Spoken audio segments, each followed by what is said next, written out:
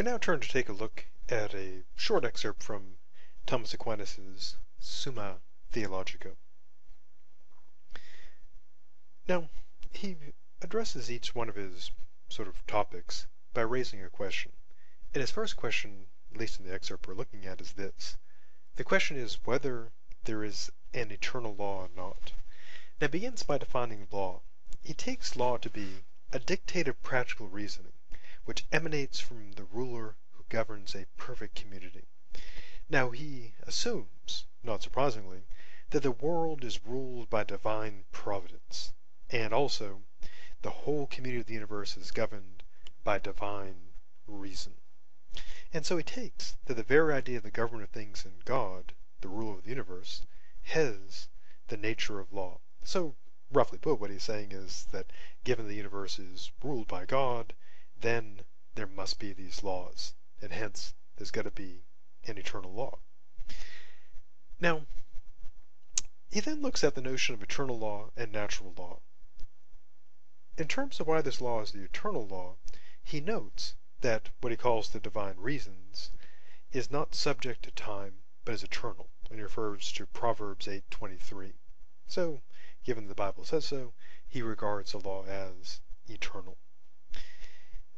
All things, us, tables, chairs, kiwis, both the fruit and the bird, partake of the eternal law to the degree they derive their inclinations to their proper acts and ends from being imprinted on them.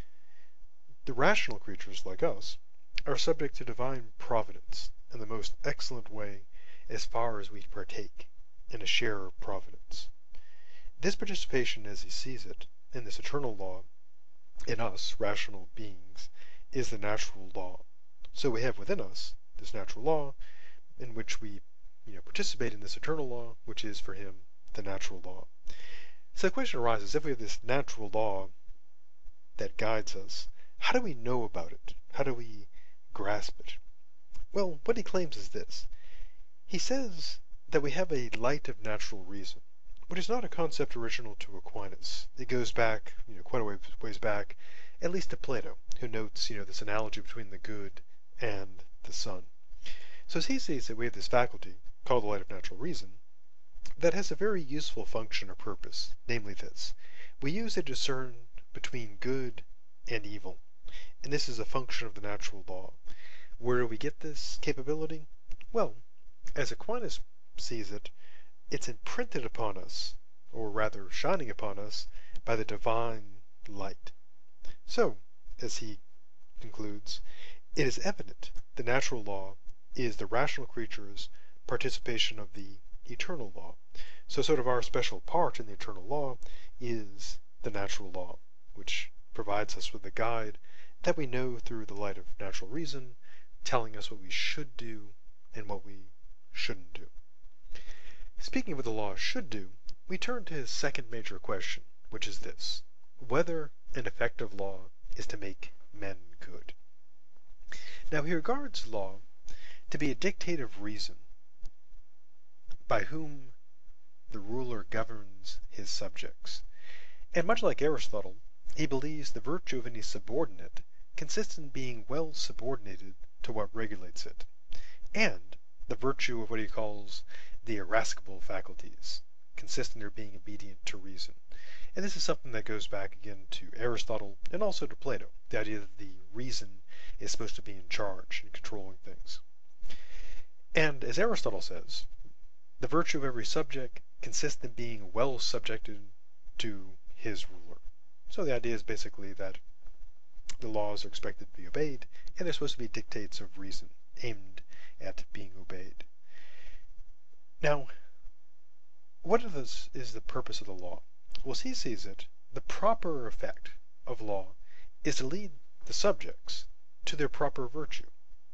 And so, since, like Aristotle, he believes virtue is what makes its subject, the possessor, good, the proper effect of law is to make those who are governed by it good. So as he sees it, it follows that the purpose of law is to make people good. Now, what is the state's role in all this? Well, as he sees it, the goodness of any part must be considered in comparison with the whole.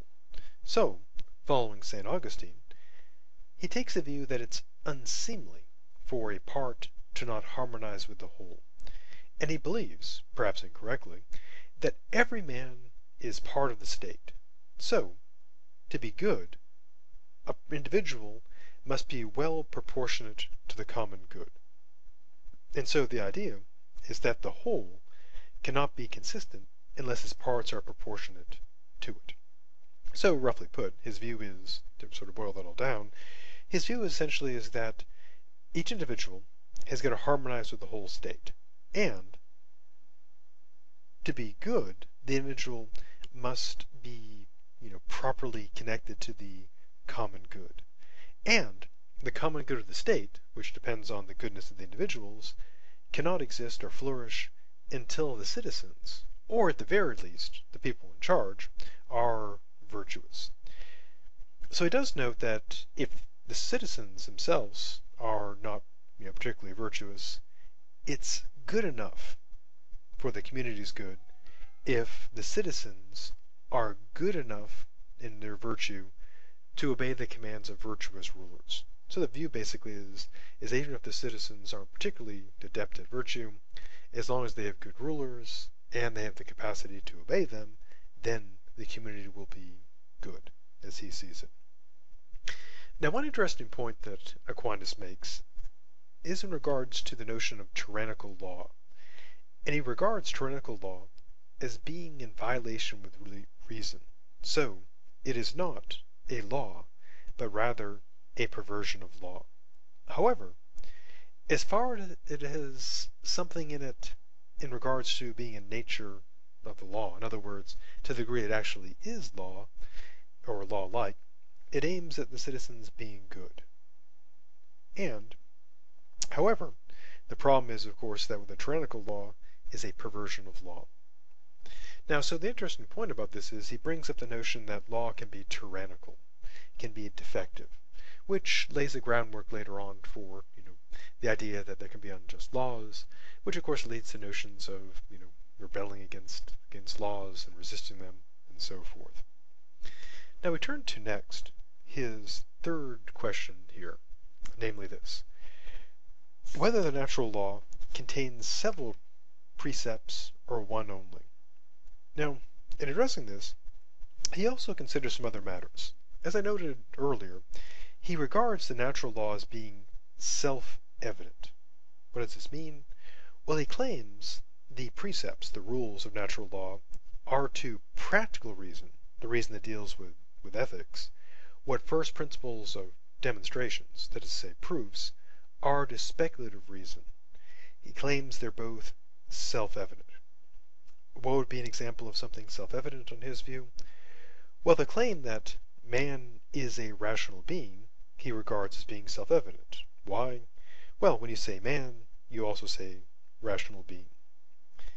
Now, one thing that's often confused in regard to self-evident is the idea that self-evident is taken to mean that it's just obvious. And one person might infer, well, this can't be self-evident because it's not obvious. Now, he doesn't mean that self-evident means obvious. Some claims are only self-evident to those wise enough to understand the meaning of the terms. For example, as he sees it, if someone understands that an angel is not a physical body, it is self-evident the angel does not occupy a place. However, it's not like an obvious thing. Now, in the case of the angel, he says, because the unlearned cannot grasp it, it is not evident to them. So his view is that self-evident is such that reason, when you understand it, you fully see its truth, but it is not the case that it's just like obvious, that anybody can just see it. So it could be very difficult to see a self-evident truth. Now, what are these principles of practical reason?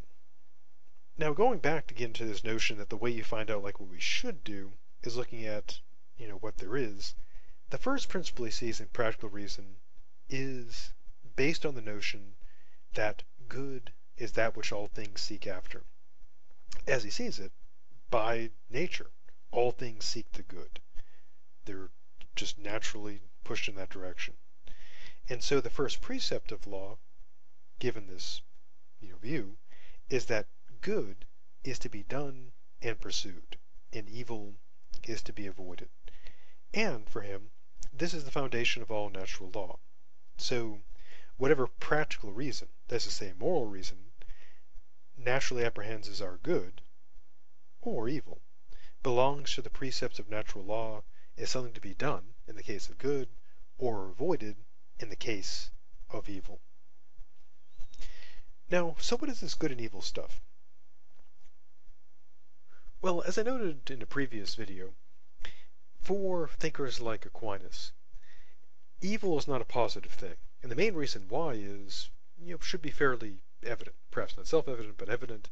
Because if you take God to be the creator of everything, and you take God to be good, then the problem is, how do you have evil in the universe? Now, if God created evil as a positive thing, then God created evil, so he's fully responsible for it in a very clear way. Sort of the clever approach taken by thinkers of this time and later thinkers such as Gottfried Wilhelm Leibniz is to regard evil as an absence, as a defect. I used the previous analogy to being short. Short doesn't mean that one has like short. It's not like having a whole bunch of short makes one short. It's an absence of height. So you have the positive quality, and the negative quality is the absence of the positive quality, not a thing in and of itself. So, good is an end, what we aim for, and evil is the contrary. So, as Aquinas sees it, what we have a natural inclination towards is taken by reason as good, and hence as an object of pursuit, and their contraries as being evil, and hence things to be avoided. Now, he works from the assumption that our natural inclinations tell us what is good, and our natural avoidances tell us what is evil. Why think this? Well, he claims that we have an inclination to do good in accordance with our nature, and he believes that all things seek to preserve their own being. There's yet another example of how he thinks this works. And so reason tells us, at least according to him, that because we have this inclination to preserve human life, and warding off obstacles, to it, that it is the natural law. We also have an inclination to good according to the nature of our reason and what is proper to us. What is proper to us? Well, as he sees it, we have a natural inclination to know the truth about God and to live in society. And so, whatever pertains to this inclination belongs to the natural law. And so it includes for him some fairly practical stuff. First, to avoid ignorance.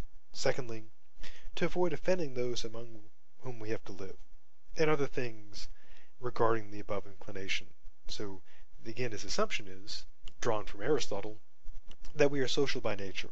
So much of our natural virtue involves doing what it is we're supposed to do naturally, which he regards as, staying alive, and also preserving others, but also includes being social beings. So he considers this all part of natural law, natural morality. Now, one question that comes up, of course, and the last question he considers here in this brief excerpt, is whether the natural law is the same in all men. And what he's considering here, going back to the ancient days of part 1 of the class, where he looked at the spectrum of morality, again ranging from moral absolutism to moral nihilism, Aquinas would seem to fit in the category of being objective, taking an objective view of morality, because he claims that the natural law is the same for all people, the same in all human beings.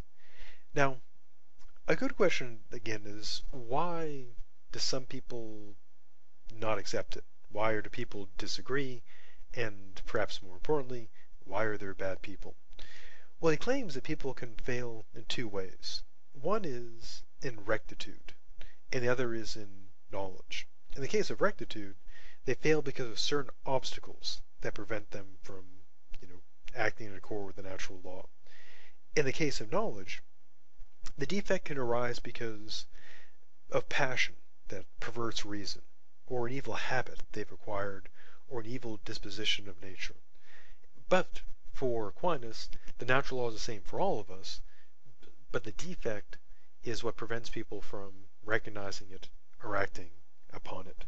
And that brings us to the end of our look at St. Thomas Aquinas and his moral view.